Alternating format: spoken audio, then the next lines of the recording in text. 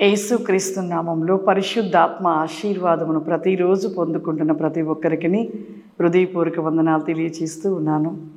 ఈరోజు పరిశుద్ధాత్మ దేవుడు మనకిస్తూ ఉన్న వాగ్దానము రోమీలకు రాసిన పత్రిక 4వ అధ్యాయము 7వ వచనము. ఏలయనగా తన అతిక్రమములను పరిహారము నొందినవాడు, తన పాపమును పశ్చాత్తాప నొందినవాడు ధన్యుడు. ప్రభు చేత నిర్దోషినని ఎంచబడినవాడు ధన్యుడు. ఈరోజు పరిశుద్ధాత్మ దేవుడు మనకిస్తూ ఉన్న వాగ్దానము. ఎంతోమంది కూడా పాపాన్ని విడిచిపెట్టని వారిగా ఉంటున్నారు. ఎవరైతే పాపముని విడిచిపెట్టి పశ్చాత్తాపడతారో వారు ధన్యులు అంటున్నాడు. కొంతమంది పాపమును చేస్తూ చేస్తూ పశ్చాత్తాపడతారు, మరలా చేస్తారు, మరలా పశ్చాత్తాపడతారు, మరలా చేస్తారు. అటువంటి వారికి నిజంగా వారి జీవితంలో నరకాగ్ని తప్ప ఏముండదు. పాపము చేసినప్పుడు ఆ పాపముని విడిచుట కోసము పశ్చాత్తాపడి పాపముని విడిచిపెట్టిన వారు ధన్యులు అంటున్నాడు. ఇంకొక మాట, ప్రభువు చేత నిర్దోషిని ఎంచబడిన వాడు ధన్యుడు. ప్రభువు చేత నిర్దోషిని అని ఎంచబడిన వారు ధన్యులు. వారు ఎవరు? ప్రభువులో ఉంటూ ప్రభు కోసము తప్పిస్తూ ప్రభువులో ఉంటూ ఆయన వెలుగు మార్గంలో నడుస్తూ సత్యమైన మార్గంలో నడుస్తూ ఉన్నప్పుడు వారి మీద ఎన్నో రకాలుగా నిందలు, అవమానాలు, ఎన్నో రకాలుగా వారి మీద వేస్తూ ఉంటారు, దోషిగా నిలబెడతారు.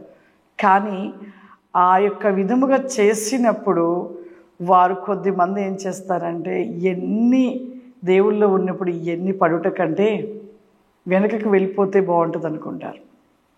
ఈ శ్రమలు, ఈ నిందలు, ఈ అవమానాలు, ఎన్నో రకాలుగా ఇబ్బందులు చేయడము, ఎన్నో రకాలుగా విమర్శించడాలు ఇలాంటివి చేస్తూ ఉంటారు.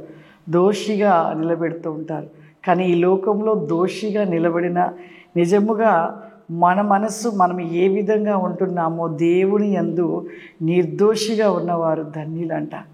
ఆయన ఎడల ఏ విధమైన ప్రేమ, సత్యాన్ని కలిగి యథార్థతను కలిగి దేవుని కోసమే నిలిచి ఉన్నవారు ధన్యులు. ఈ లోకంలో ఎన్నో రకాలుగా ఎన్నో అబద్ధాలు అనేకమి కలిగించి అనేక విధముగా ఎంతోమందిని విమర్శలుగా చేస్తూ ఉంటారు.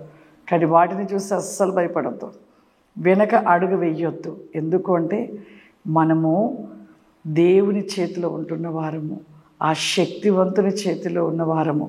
ఎన్నో ఇటువంటివి వచ్చాయనేసి వెనక అడుగు వేయవద్దు. మనుషులకు ఎప్పుడు భయపడద్దు, దేవునికి భయపడాలి, దేవునికి లోబడాలి, దేవుడు చెప్పిన రీతిగా నడుచుకోవాలి.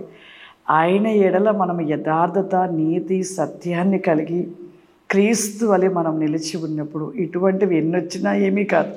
ఎందుకు అంటే మనం నిర్దోషులమని దేవుడు తెలుసు.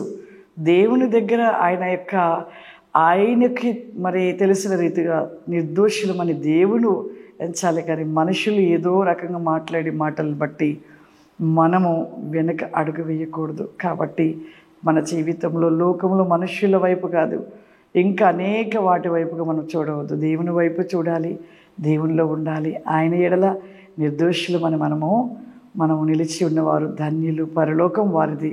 ఆయన ఆ యొక్క పరలోకంలో వారికి ఎంతో గొప్ప సన్మానాన్ని, ఎంతకంటే వారిని బట్టి దేవుడు సంతోషించి తీర్పు దినములో వారిని దేవుడు అందరి ఎదుట సత్కరిస్తాడంట. ఆ విధమైన గొప్ప బిరుదును మనం పొందుకునే వారిగా ఉండాలి. ఆ విధంగా ఉన్నప్పుడు దేవుడు ఆశీర్వాదాలు కూడా మనం పొందుకుంటూ ఉంటాము. ప్రార్థన చేసుకుందాం. సర్వశక్తివంతుడా, దయగల తండ్రి, నీకు వందనాలు చెల్లిస్తూ ఉన్నాను ప్రభువా. ఈ యొక్క దినము నాయన ఈ పరిశుద్ధాత్మ ఆశీర్వాదమును ఎంతమంది ప్రభువా చూస్తూ పొందుకుంటూ ప్రతివేకంగా ఉంటున్నారు. వారిపైన మీ ఆత్మవేకమైన శక్తి చేత రికాస్టి ఖమా షూరిల రామ్దిరి కావురిమా మీ బలమైన అభిషేక వృత్తి క్రాస్టి ఖమా షూరిల రస్తి ఖమాందర్ when my soul stand because మీరు కృపాశీర్వాదముల చేత నింపమని యేసు నామమున నడుస్తున్నాను తండ్రి. ఆమేన్. God bless you. దేవుడు మిమ్మల్ని దీవించును గాక. ఆమేన్.